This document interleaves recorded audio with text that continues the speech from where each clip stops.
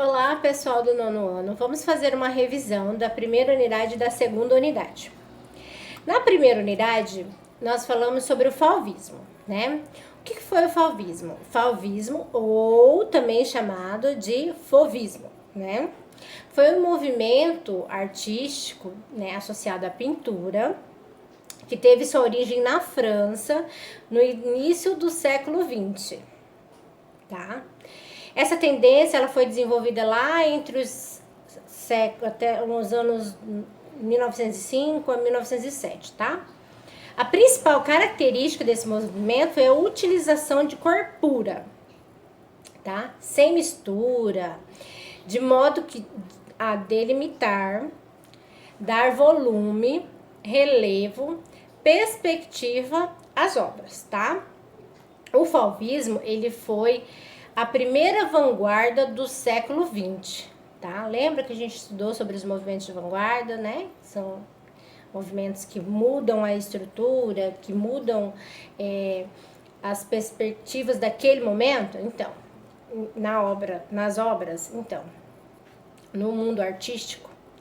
Então, esse é o movimento de vanguarda, tá? Então, ele foi o primeiro naquele século XX, tá? No entanto, ele não era considerado, assim, tão organizado, entendeu? Ele não era tão organizado quanto aos outros. E os outros movimentos artísticos, e ele não tinha um manifesto ou um posicionamento político-social como muitos outros também, tá?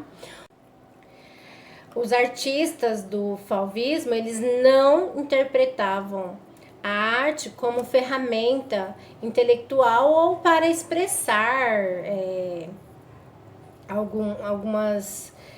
uns posicionamentos políticos, social daquele momento, entendeu?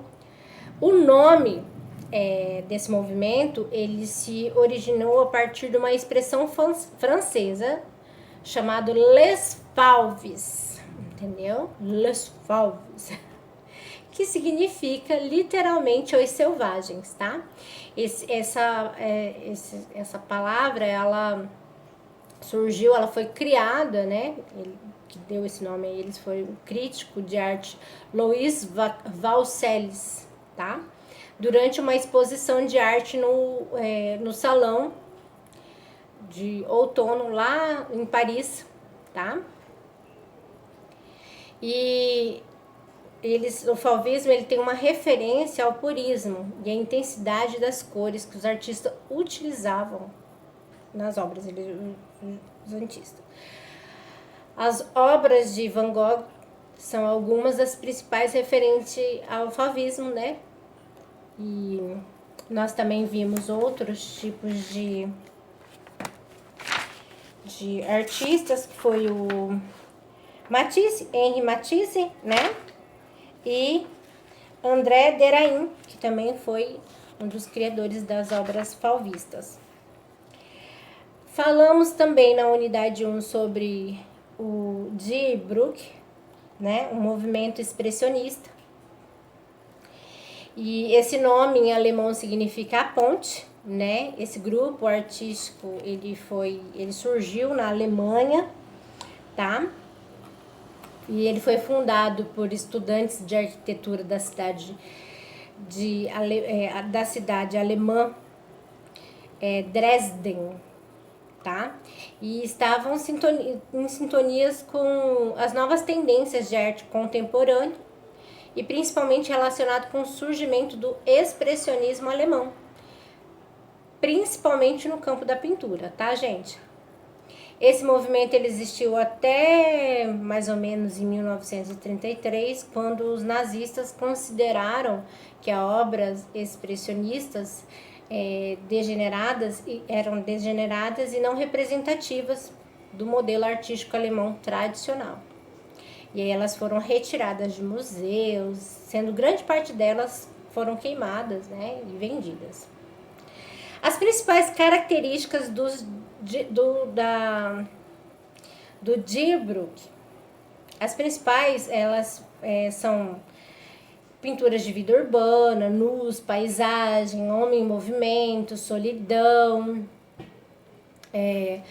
ambientes naturais, à noite, os banhistas, danças, círculos, né? A valorização da realidade em busca pela essência das coisas, tá? A utilização de cores fortes e vivas, né? O uso de composições pictóricas, né? Relativas à pintura daquela época. E a apresentação de temas que era tabu, né? Até aquele momento. E um dos principais artistas foram Ernest Lundvik e Emil Nolde, né?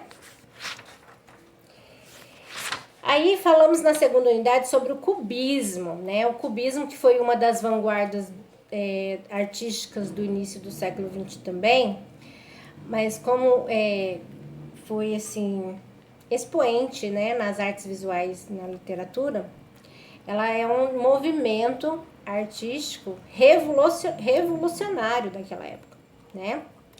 Porque a característica principal era a utilização e a observação da realidade em diferentes perspectivas, lembra?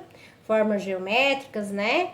E a ruptura da apresentação, né? De forma real para tridimensional. As características do cubismo, né? Foi assim, o cubismo ele foi um movimento revolucionário, entendeu? Ele rompeu todas as características das demais tradicionais pinturas, do fauvismo, do expressionismo, ele rompeu tudo. E quem foi a pessoa que inovou? Pablo Picasso mudou toda a estética da pintura, né? Tipo, desenvolvimento, e também na escultura. Então, eles não precisavam representar fielmente o que eles estavam pintando ou fazendo escultura. Eles podiam mudar. Então, eles não precisavam fazer cópia idêntica igual os outros movimentos faziam, tá? Eles podiam fazer várias faces do mesmo movimento, do mesmo objeto, de vários jeitos, de vários modelos, tá? E eles desprezavam tudo eles desprezavam tudo, entendeu? Então, tipo, eles faziam tudo em formas geométricas, casas, esquemas geométricos, tá? O cubismo tem duas fases, o analítico e o sintético. O analítico, em 1909, cuja característica era a total decomposição dos objetos representados para romper com a representação visual. Eles apresentavam vários ângulos sobrepostos e fragmentos de um mesmo objeto, em prol de uma representação conceitual, tá? Muitas vezes eles davam ênfase na destruição de formas aparentes e tornou praticamente impossível reconhecer qualquer figura nos quadros desse período, tá? Aí nós temos o cubismo analítico, né, que neste momento em que há uma certa redução na fragmentação dos objetos e tornando as figuras novamente reconhecíveis, tá? Eles inseriram então uma técnica de colagem, outros materiais como pedaços de jornal, de madeira, de vidro e até mesmo os objetos inteiros passaram a fazer parte, né, e levar a pintura novos estímulos além do visual. E eles incorporaram também elementos táteis, tá bom?